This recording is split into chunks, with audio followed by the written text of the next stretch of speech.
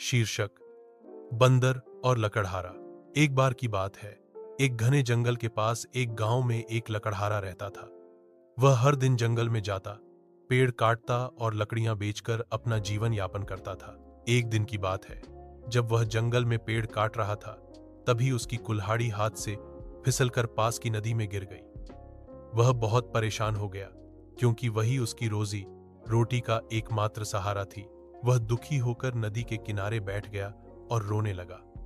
तभी वहां एक समझदार बंदर आया जो पास के पेड़ पर रहता था। उसने लकड़हारे को रोते देखा और पूछा, भाई तुम रो क्यों रहे हो? लकड़हारे ने कहा, मेरी कुल्हाड़ी नदी में गिर गई है, अब मैं कैसे काम करूंगा? बंदर को दया आ गई।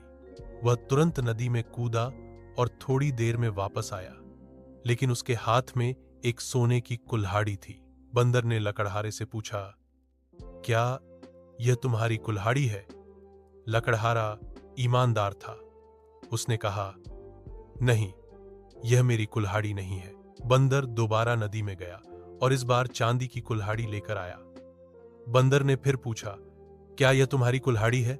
लकड़हारे ने फिर कहा, नहीं, यह भी मेरी नहीं है।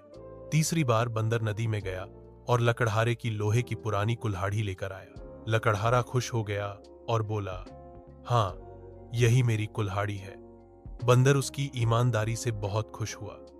उसने इनाम में सोने और चांदी की कुल्हाड़ी भी उसे दे दी।